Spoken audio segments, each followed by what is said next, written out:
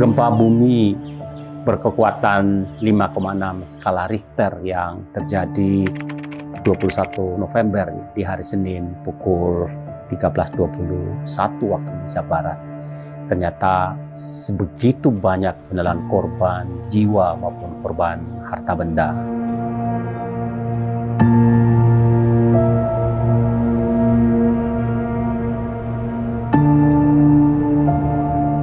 Ketika guncangan itu terjadi, saya dan para manajer sedang makan siang di kafe belakang kantor di Bogor, di belakang kafenya. Guncangannya sangat keras sekali, kencang sekali, dan gedung juga goyang, dan karyawan yang baru saja selesai makan siang kembali ke tempat kerjanya panik dan berlarian turun melalui tangga belakang, dan mereka berkumpul di halaman kantor. Dan ya, kita menyaksikan pohon-pohon juga ikut bergoyang, tiang-tiang yang ada di sekitar kantor juga ikut bergoyang.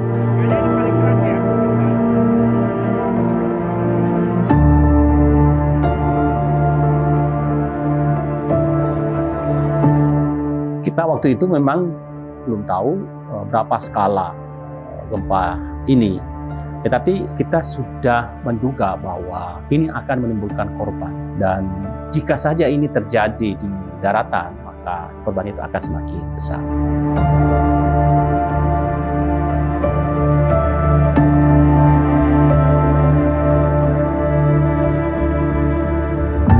Nah, hanya dalam tempo tidak sampai 1 menit, kita sudah mendapatkan kabar bahwa gempa bumi itu berkekuatan 5,6 skala Richter, dan episentrumnya terjadi di kawasan sekitar Cianjur sana.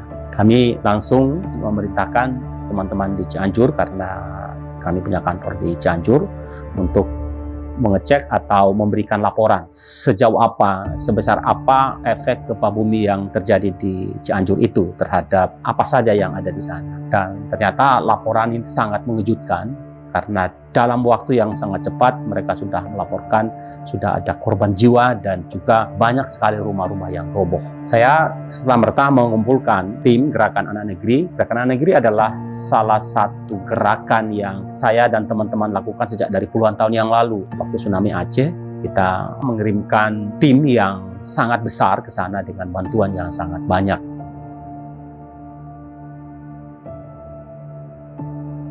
Nah, setelah kita meeting, kita memutuskan kita harus segera masuk ke Cianjur, dan dapat kabar bahwa terjadi longsor yang sangat besar di dekat Tapal Kuda. Kalau Anda masuk pergi ke Cianjur lewat puncak, Anda akan melewati Tapal Kuda itu. Jalan itu tertutup, tertimbun. Karena itu kita memutuskan kita harus masuk ke Cianjur melalui Sukabumi.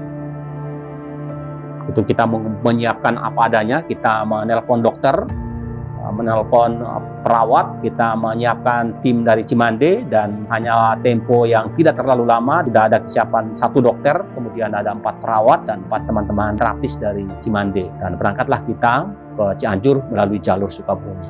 Memang jalan ke arah Sukabumi itu belum padat, kemudian kita masuk ke Cianjur.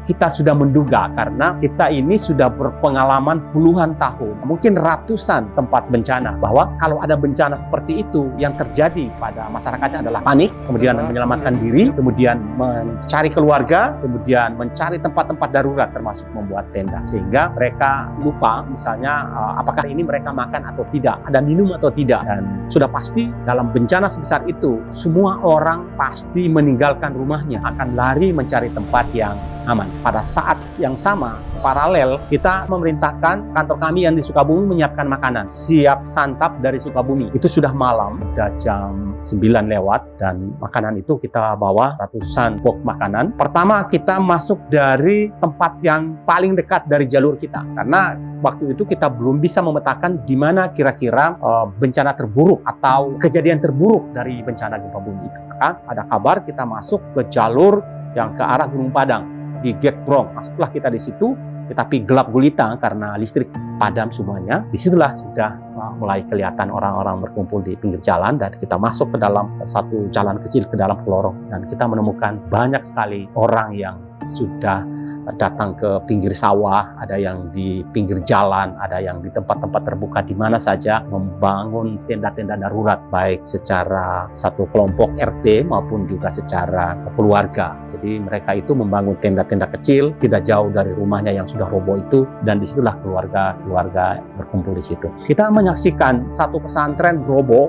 Kemudian kita melihat rumah-rumah yang di situ juga banyak yang hancur, dan saya melewati satu tempat yang sangat mematikan di mana 4 anak di situ, 4 anak tergencet dan meninggal sekaligus pada saat itu juga. Ketika bencana itu terjadi dan terjadi gedung roboh, runtuh dan menimpa mereka. Anak-anak ini berumur 8 tahun dan 4 orang meninggal dunia di tempat. Dan mereka ini sangat menyedihkan karena tempat mereka meninggal ini atau bencana itu terjadi ketika mereka hendak memulai pelajaran di madrasah. Yaitu ada madrasah diniyah di situ yang kira-kira ada 30 murid. Mereka bersama gurunya sedang siap-siap untuk belajar.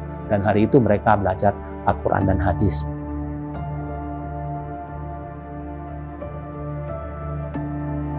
Kemudian hari kedua, tim kami yang tersedia itu memang sudah membuat rencana apa yang harus dilakukan, dan itulah sholat subuh pukul setengah 6, tim Gerakan Negeri ini sudah bergerak. Dan hari itu kita kembali lagi ke Cibeleng Hilir di Gekprong itu untuk merawat pengungsi-pengungsi yang menjadi korban dari gempa itu. Karena ada yang tergencet, ada yang tertimpa reruntuhan, ada yang jatuh, ada yang patah kaki, macam-macam sekali. Jadi selain di Cibeleng Hilir di Gekprong, kita datang juga ke 2 tempat lagi di Cilengsi dan Raja Jaya di Kecamatan Cugenang. Salah satu tempat yang juga sangat parah. Kalau hari pertama, Cianjur itu belum terlalu ramai. Yang ramai itu adalah di tenda-tenda pengungsian. Kalau di jalan-jalan itu belum ramai lah. Begitu pada hari kedua, Cianjur sudah mulai sesak dengan kendaraan-kendaraan yang datang dari berbagai tempat, dari berbagai jalur. Kita pada hari kedua itu kita mulai bergerak lagi dari Bogor dengan membawa setengah ton beras. Ya, kita membawa setengah ton beras dengan bahan-bahan makanan. Kita sudah mengidentifikasi kebutuhan bahan makanan yang paling darurat. Nah, ini juga sebetulnya koreksi bagi siapa saja termasuk pemerintah. Ketika terjadi bencana alam seperti ini, ya kadang-kadang datang itu mendropping makanan, bahan makanan. Beras berton-ton di drop, mie instan di drop, kemudian apa saja di drop, tapi tidak ada peralatan masaknya. Ini kita mengalami. Dan pada hari ketiga itu kita datang ke 3 tempat terpisah di 2 kecamatan. Itu kita di 2 tempat di Cugenang. Kemudian kita juga datang ke 1 tempat di kota Cianjur. Karena gempa ini tidak hanya terjadi di Cugenang atau hanya di Gekprong, tapi juga kota Cianjur itu juga kena. Dan pada hari ketiga ini kita membagi lebih banyak lagi logistik ke berbagai tempat. Karena semakin hari kita semakin memperkuat posisi logistik, karena di bencana alam seperti ini paling tidak ada 4 hal yang menjadi prioritas dan itu darurat. Ya. Pertama adalah kalau mereka sudah ada di tenda darurat atau dimanapun, itu mereka harus makan. Kalau mereka harus makan, maka persediaan makanan itu benar-benar harus ada, karena mereka kabur lari dari rumahnya itu dengan pakaian di badan tanpa membawa apapun. Kemudian yang kedua adalah kesehatan mereka. Faktor kesehatan, bagaimana kita bisa menangani faktor ini dengan sebaik-baiknya. Kemudian yang ketiga juga paralel dengan yang pertama dan yang kedua itu adalah soal tempat hunian mereka, tenda. Kemudian yang keempat itu juga bersamaan dengan itu adalah seperti di Cianjur ini dan juga terjadi di tempat-tempat lain, itu adalah selimut. Ya, itu selimut itu menjadi hal yang sangat penting sekali. Karena itu kita pada hari ketiga kita membawa banyak selimut, ratusan lembar selimut yang kita bawa dan kita bagikan ke berbagai tenda.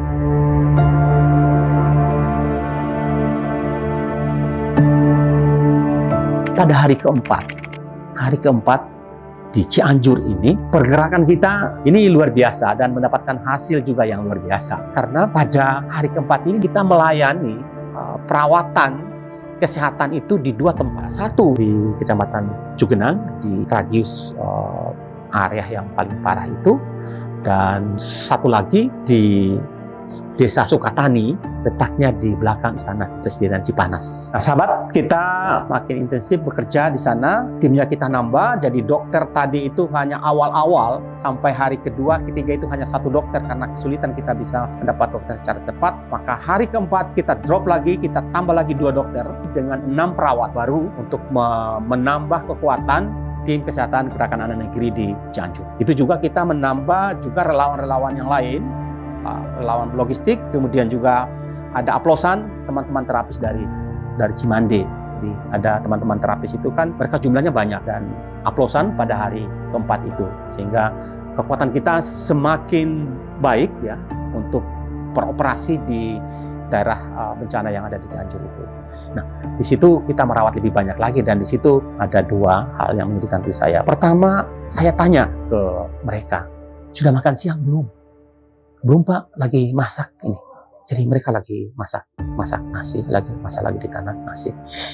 Saya buka itu periuknya, saya buka ya, nasinya lagi di tanah. Terus sudah habis tanah nasi masih diam di situ. Sudah makan belum? Kenapa? Lagi nunggu, lagi ambil sayur, nyari sayur. Jadi mereka lari ambil sayur di belakang rumah sana, di belakang tenda-tenda yang agak ke sana itu untuk memasak sayur. Kenapa? Karena tidak ada lauk sama sekali, sehingga hari itu hati saya sangat sedih melihat makan siang pengungsi di Sukatani itu. Jadi ada nasi, tidak ada lauk, sayurnya belum matang. Itu sudah habis duhur lah, sudah lewat pukul 13. Karena saya melihat nasinya sudah ada dan itu nggak dibuka-buka karena memang nggak ada lauk. Saya bilang, ayo kita turun ke bawah, cari di siapa tahu toko-toko di pinggir jalan itu jual telur. Ada telur nggak? Ayo kita naik motor ke bawah. Kita cari ke beberapa, memang telur tidak ada, nggak ada telur. Akhirnya kita beli sarden, kita beli daging yang ada di dalam kaleng itu. Kemudian kita beli apa saja yang bisa jadi lauk, abon yang bisa kita bawa ke sana. Kemudian juga pada kesempatan kita beli susu juga gitu. Paling tidak saya berharap hari itu mereka bisa makan siang lebih baik. Dan hanya nasi dan sayur itu, tapi ada lauk juga. Dan karena itu saya minta kepada teman-teman yang ingin menyumbang, menyiapkan lauk. Beras sudah sangat banyak, menyiapkan lauk, dan hari berikutnya ya kita minta ada rendang yang di-pack itu, yang bisa tahan lama, kita buat nanti untuk bisa kita bagikan di sana. Nah, kemudian hal yang menyedihkan juga sekali juga mengerikan juga adalah ada kira-kira 20 pengungsi yang membangun tenda di atas kuburan. Ini luar biasa. Jadi mereka membangun tenda di atas kuburan warga yang ada di situ. Saya bilang, kenapa Bapak Ibu di atas kuburan seperti ini? Ya, di sini lebih nyaman karena tidak ada lagi space yang luas yang bisa menampung banyak orang. Itu satu. Yang kedua, mereka memang tidak mau jauh dari rumah mereka. Ya, jadi rumah mereka juga ada di sekitar situ. Kenapa takut rumah-rumah mereka itu dijarah? Mudah-mudahan saat ini mereka sudah tidak ada di atas kuburan lagi dan mereka sudah mendapatkan tenda yang jauh lebih baik ya.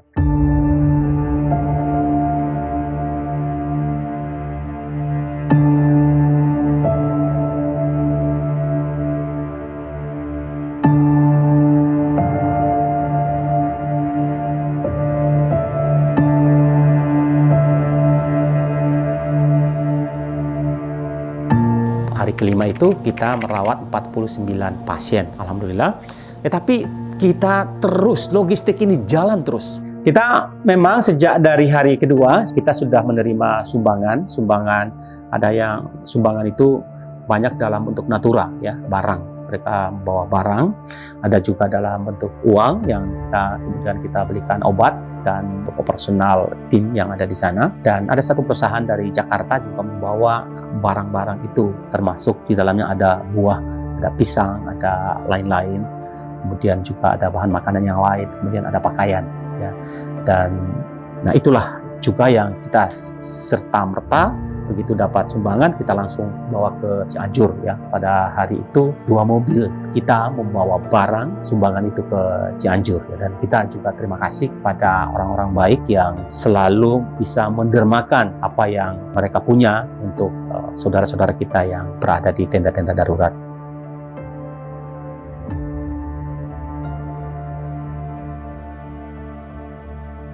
Dan pada hari ke-6 itu alhamdulillah kita dengan kekuatan yang tadi, kita bisa merawat 136 pasien pada hari itu.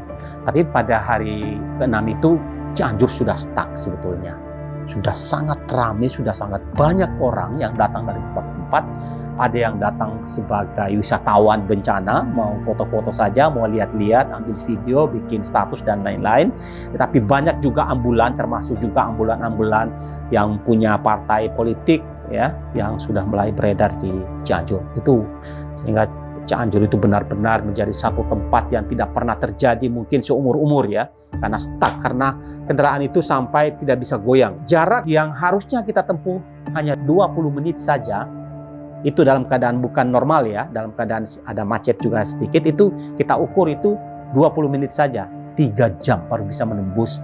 Sebegitu parahnya kemacetan yang terjadi di Cianjur. Itu bukan satu tempat, di seluruh Cianjur macet seperti itu, sehingga kita juga mengalami kesulitan untuk mencapai target-target operasi kita di tempat yang terpisah. Nah, ya memang pada hari ke-6 ini kita beroperasi di 3 kecamatan. Di Warung Kondang, ya Warung Kondang itu dekat dengan Gekbrong, setelah Cianjur, kemudian kita di Cugenang, dan kita di kota Cianjur ya pada hari yang ke-6 itu. Dan ya memang kita harus gerilya untuk mendapatkan pasien-pasien di tenda-tenda darurat itu.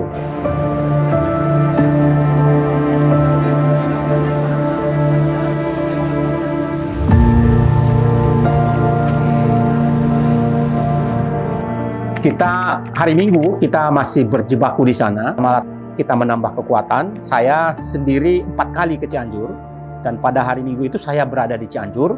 Kemudian kita beroperasi sampai ke gunung sana, ke bukit-bukit di atas gunung itu, sebelah utara kota Cianjur. Kita datang ke situ untuk bertemu dengan pasien-pasien yang ada di sana. Memang ada yang datang ke situ. Ada tempat-tempat yang sangat membutuhkan bantuan secara segera, tapi kita tidak bisa mencapai secara cepat. Karena macet kota Cianjur pada hari Minggu itu luar biasa. Ini dalam sejarah Cianjur, mungkin hari itulah hari yang paling parah kemacetan. Dan saya tidak tahu kira-kira ada berapa ribu kendaraan di Cianjur pada hari di semua jalur. Ini luar biasa. Dan kita memang hari itu sudah sebegitu banyak tim relawan yang datang ke Cianjur, tapi kita tetap bekerja dengan komitmen kita. Akhirnya kita door to door dari tenda ke tenda, dan pada hari itu kita hanya bisa merawat 13 pasien.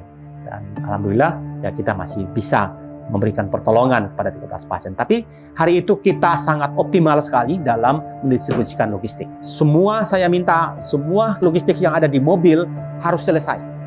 Harus selesai didistribusikan. Tidak kita serahkan ke tenda-tenda yang besar yang banyak barang di situ, tidak.